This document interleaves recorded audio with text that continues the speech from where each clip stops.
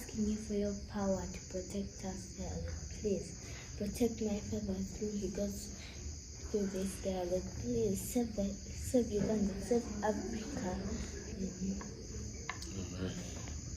What was that prayer for?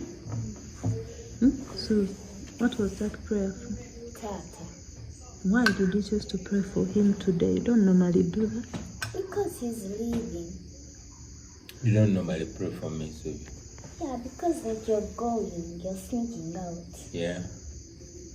And what's with the tears in your eyes? Tell me what you're thinking of.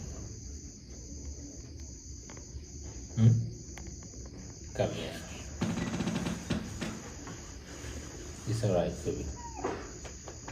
It's okay, okay? Don't you cry. I'm safe. I'll be safe. Okay? And God is watching us. Okay? Love you very much. Okay? Night, Suubi.